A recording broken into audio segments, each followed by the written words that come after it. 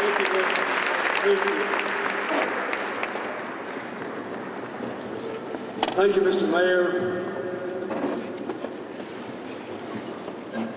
Amy, Mayor Daley, Governor Quinn, Carrie, Ethel, Mayor Veltroni, wonderful to see you again. I thank you and President Gorbachev for what you were doing here. I thank the sponsors, the other Nobel laureates who are here. And I'd like to say a special word of thanks since my life is very much wrapped up in Haiti today. To my friend Sean Penn, thank you, and thank you, Petra Nimakova, for the work you do in Haiti. Sean Penn was, I always say, it was not a drive-by celebrity in Haiti. He's the only movie star I ever met who would move into a mud dump tent for 3 months to make sure that people's dignity and children's lives were preserved. I thank you for that.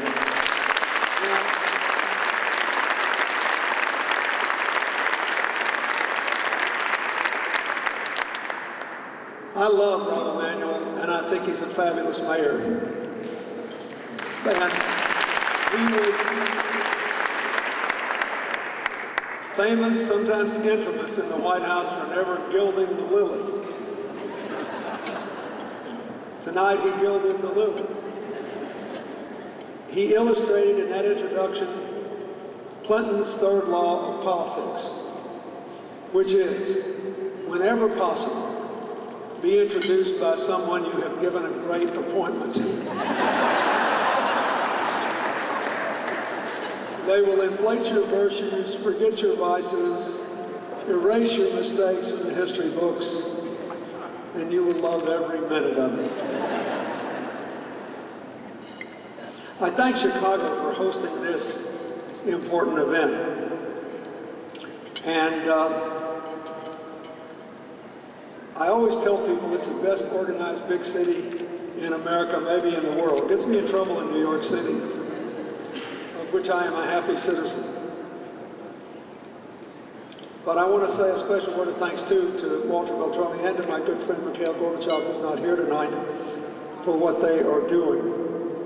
I am deeply indebted to Mikhail Gorbachev for many things, but one that will be lost in the annals of dusty history books unless I mention it is Mikhail Gorbachev made it possible for me to win a Grammy Award, and more important, to win it with Sophia Loren. For the three of us narrated for an environmental cause, Peter and the Wolf by Tchaikovsky, and then a new version called The Wolf and Peter, in which they all become alive in the second half to the dangers of deforestation, and everybody does the right thing, and the people and the wolf live happily ever after. I'd also like to say a special word of thanks to our wonderful singer, Miss Eunice. It's great. And I want to say I thought what you saw up here was an example of the world we can build if we want peace more than identity conflict. A woman whose father is a Nobel Prize winner from Bangladesh, singing the great African-American opera, Porgy and Bess, which was written after a genius Jewish composer from New York City hauled himself down to Charleston, South Carolina, and just parked himself at the port for 5 months and watched the African-American workers haul the cotton up and haul the other cargo up and load it onto the ships. He listened to them singing, he listened to them talking, he He saw them talk with each other. He saw them talk with whites. He saw them being disrespected. He saw them in moments of joy and heartbreak. And in only 5 months, this genius, a Jewish immigrant son from New York City, barely 30, wrote Porgy and Bess. That's the world we can choose. The world of peace and cooperation and constant regeneration. But it is still a choice we have to make. This year's conference is focused on especially empowering young people to action. I think that's really important, and it's coming at a good time because yesterday was Earth Day in America. And since it was on a Sunday, I went to Kentucky today to observe it with 6,000 young people from every high school around Louisville, the biggest city in Kentucky, and all of the county. They, very near coal country, they have organized themselves into an action group to support sustainable development and a clean future and turning back the tide of climate change. And I thought to myself, what if every high school in America were its own NGO? What if they all adopted a public purpose and they wanted to be branded by that just as much as they are branded by their athletic teams or their musical units, their bands, their choruses? What a difference they can make in the world. I think it's important to empower young people because, as every Nobel Prize winner will tell you, the circumstances in which they won the prize are different from the circumstances many other people face in the world, with the exception of climate change, which embraces us all. I have been struck by how some people respond to conflict in a way that it amazes them to merge their identities, and how others walk away. After the tsunami in South Asia, the United Nations asked me to spend a couple of years working for them because they approved of the work that the first President Bush and I did, I guess, on the ground, primarily but not exclusively in Aceh and Indonesia. There had been a long-standing, simmering conflict in Aceh between two different ethnic groups. You would think that with all that misery and all that loss, the conflict would only get worse.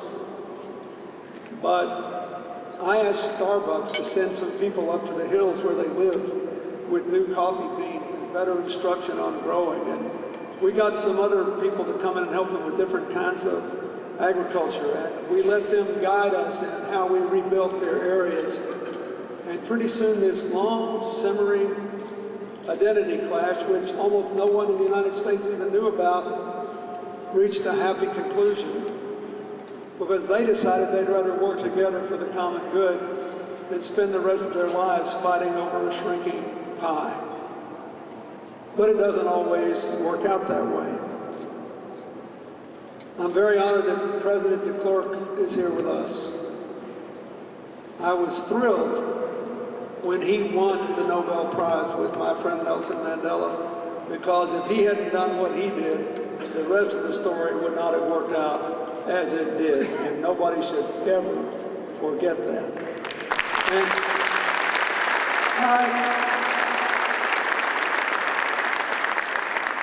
I watched the Peace and Reconciliation Council that came out of that in an astonishing act of national accountability and honesty, but also reconciliation and forgiveness. I spend a lot of my life now in Africa working mostly in AIDS and tuberculosis and malaria and building health systems, but also in developing the agricultural economy of the few countries where we work. And I never cease to be amazed when I go back to Rwanda, where I went in 1998 and apologized for entering so late that we did not stop the genocide. A reporter from a major American newspaper went with me and spent all his time. It was his job to do this, so I took no offense. When I went back after I left the White House in 2001 to announce that we'd be setting up the AIDS program, and eventually we, along with my friend Paul Farmer, who's known to many of you, we built hospitals back in every region of the country. They were all destroyed except the one in the capital city. So this reporter's riding with a Rwandan cab driver, and he says, "Aren't you just sick Bill Clinton's here? I mean, he didn't save you." He said, "No, I'm glad he's here." And they said, "Why?" He said, "Well, first of all, he did not make us kill each other. That was the decision we made.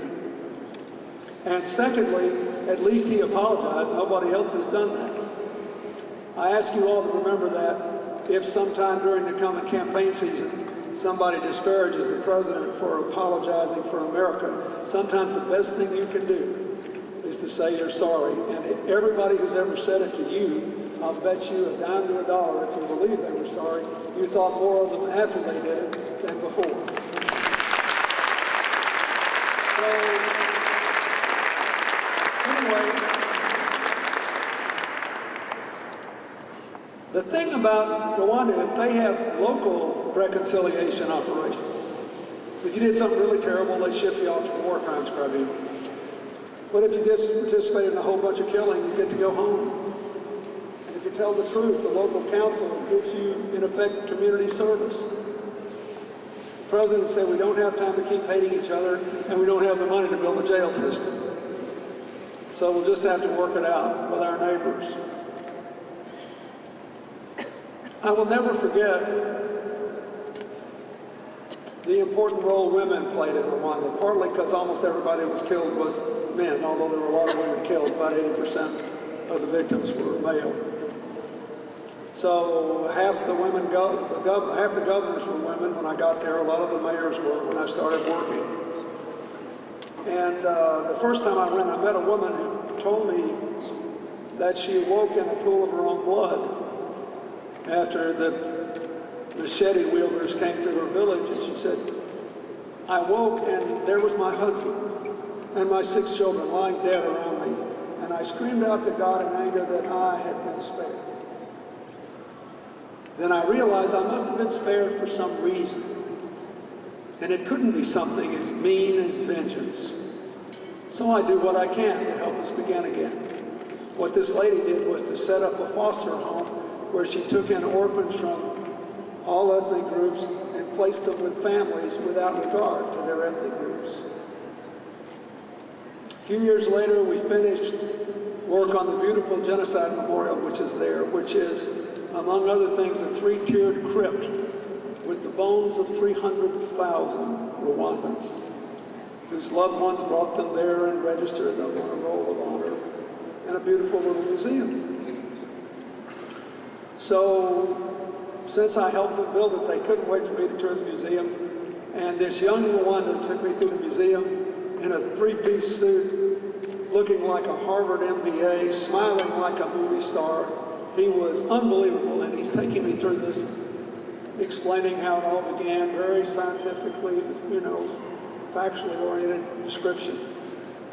And so I said, "Did you lose anybody?" He said, "Oh yeah." He said, "My mother, my father, my brother, my sister-in-law." He said, "If you stopped at my uncles, aunts, and first cousins, 73 people." And I said, "This must be really hard for you." He said, No, this is therapeutic. Our president says we have to face the truth so we can't let it go." And I said, "You remind me so much of this woman I met the first time I came here." I told him the story to one of the teachers. He smiled, he said, "I should. She is my aunt. She lost 73 people in her family too." They made a decision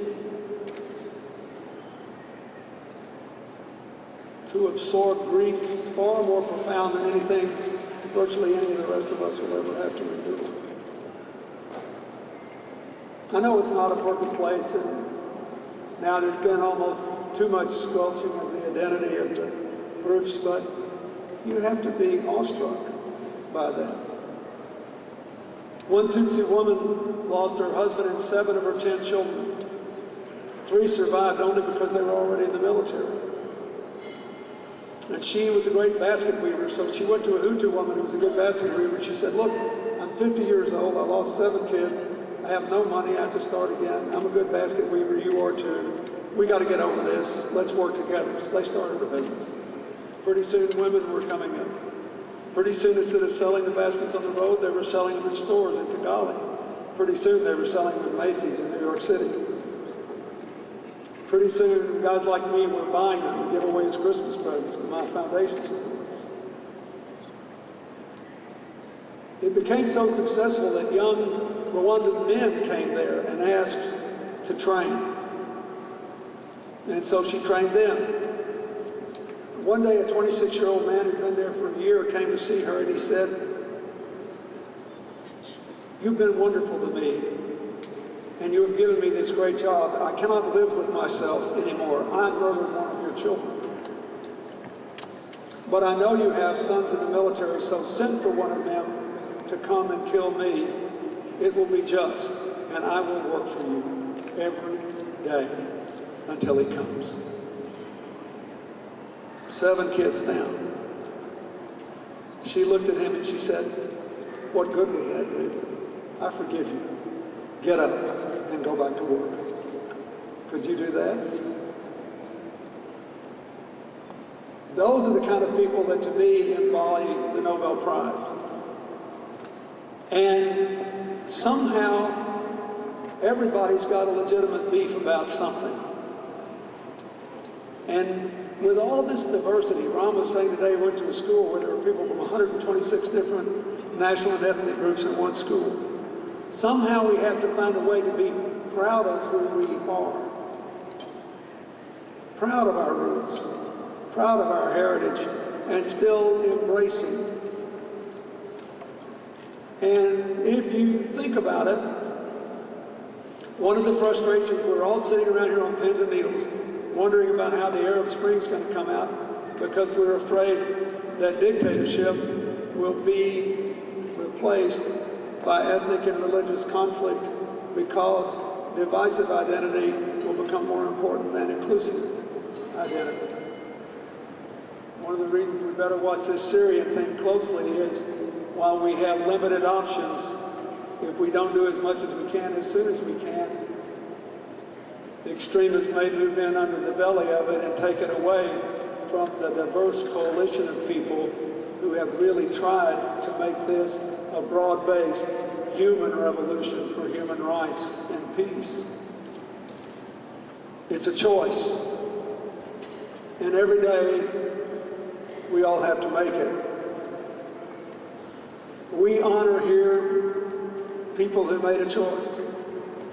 When President Laureates of Poland won the Nobel Prize, most of us who had looked at Poland from the outside were happy because we remembered him standing up there and risking his life as a labor leader for freedom. I am one of the few Americans who ever saw it in public, in a private dinner, in a way that would have made him a little uncomfortable. Once when I was president, I went there, he entertained me, as was the custom. He had leaders of the parliament there, including a leader of a party in opposition to him. And they had the darndest argument at the dinner table you ever heard about agriculture policy. And Lex said to the other guy, he said, "You might as well be an old-style communist." And he said, "Well, at least we got a stable price for our potatoes." And I thought, this is what the Nobel Prize is for people to have an honest argument. Because they went out and got to work the next day. Nobody tried to put anybody else in jail. It was American, it was Polish, it was universal expression of debate and liberty in the best sense. I got a gift that I think at the time he thought, should we be having this fight in front of the American president? And I thought, this is peanuts compared to what the Congress says to me. But it proved the power of freedom. And I thank you for that. I thank Jody Williams for working to rid the world of landmines. We spent 53% of all the money the world spent when I was president for 8 years cleaning up those landmines. I remember one dark day when we lost a plane with 8 brave American service people who were trying to go into Angola because the mines were still blowing up kids years and years and years after the major conflict was over. thank my friend Muhammad Yunus, who told me after he got the Nobel Prize that a member of the Nobel Committee said to him as he finished his address, he said, well, now that you've got this, maybe Bill Clinton will stop worrying us every year. Because I shamelessly campaigned for him for 12 years to get the Nobel Prize. And do you know why? Because in this city, long ago in the early 80s, the South Shore Bank was making microcredit loans to Croatian American electricians and African American carpenters to try to save the South Side. And I thought, well, if we can do it here, maybe we should be able to do it in a poor rural area like Arkansas.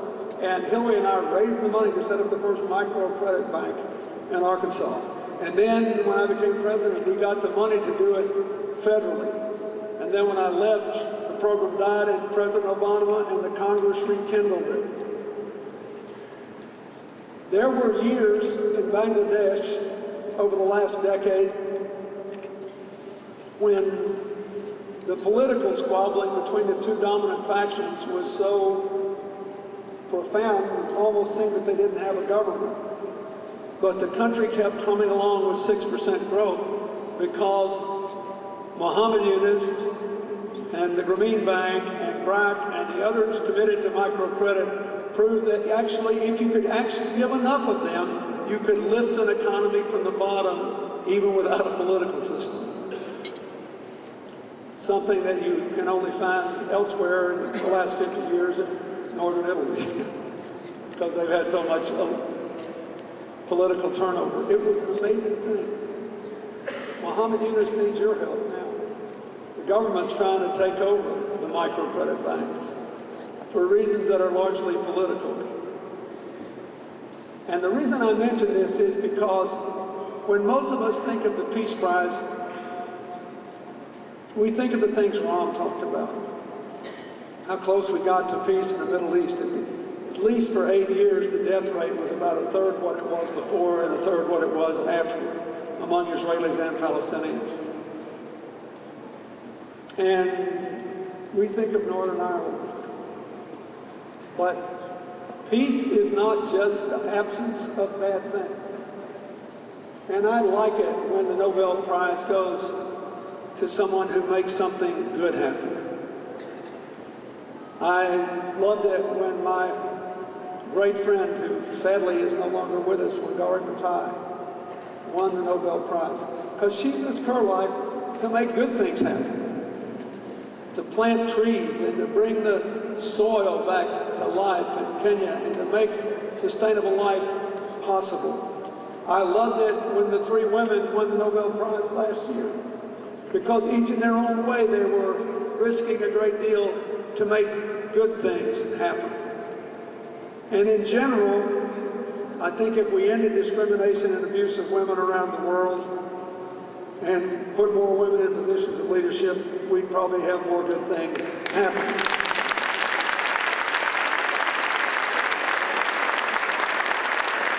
But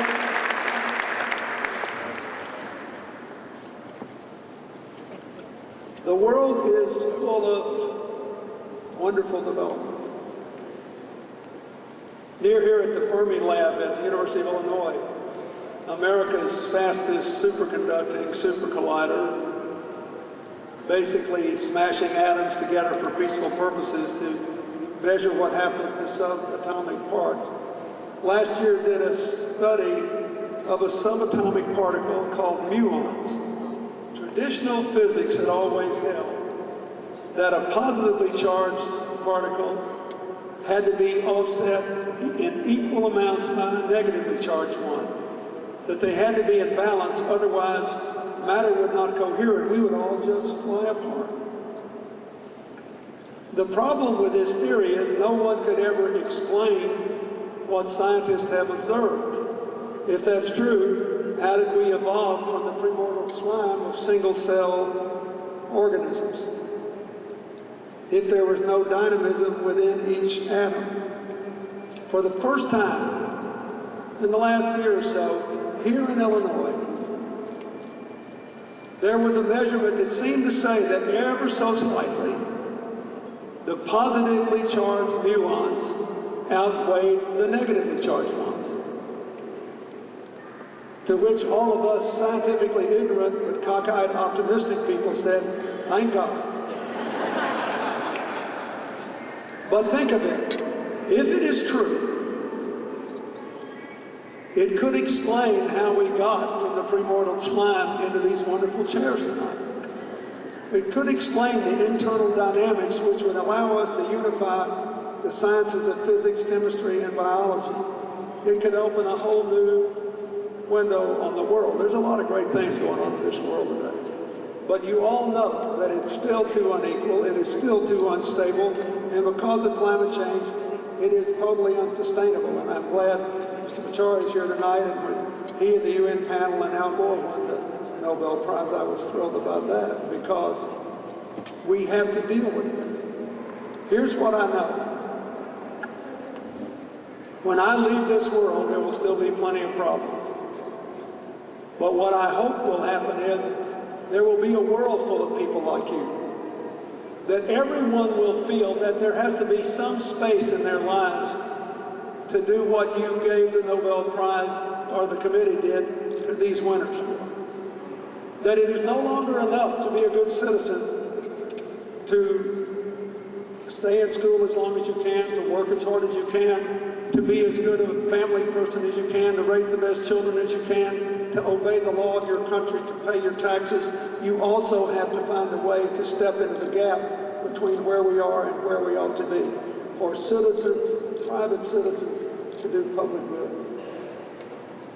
It is something that can clearly change the world. There will be these persistent problems. They will often lead to conflict. They will always lead to dashed dreams. And especially with regard to climate change, they can ultimately end in disaster. But it won't happen if there are enough people whose hearts are filled with fire to do good in the larger sense, whether or not they have a political office or head a big corporation. That is the ultimate tribute we can pay to the Nobel Peace Prize, to be instruments of peace. And I would just say, I don't know if His Holiness the Dalai Lama is coming here or not, but you can't be around him or you read his books without understanding that here's a guy who could be a bundle of walking resentment. One of the funniest encounters I ever had as president was when on Chinese national television in a press conference with President Jiang Zemin, I said, you know, you ought to meet with the Dalai Lama. You'd really like him. And when it was over, Jiang Zemin said, you know, I can't do that, but I probably would really like him.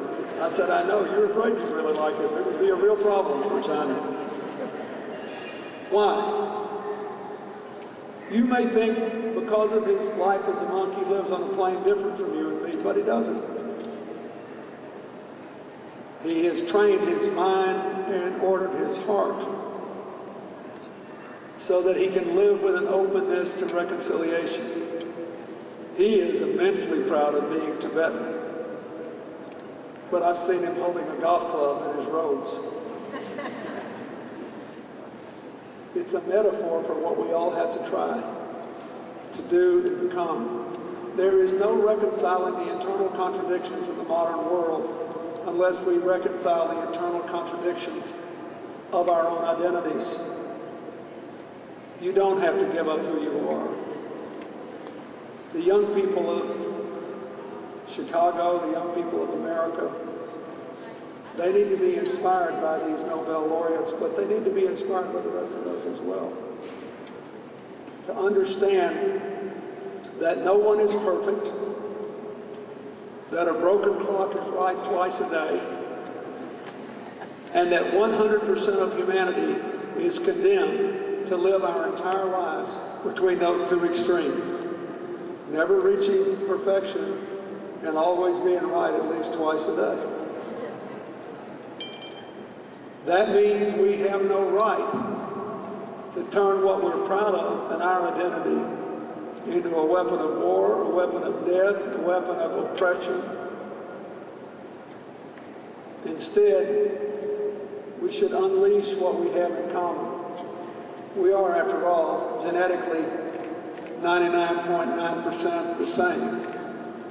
Some say we're only 99.5% the same. But the world still needs the Nobel Prize because too many people spend 99.5% of their time thinking about the 0.5% of us that's different, and only 0.5% of their time thinking about the 99.5% of us that is just like everybody else on planet Earth.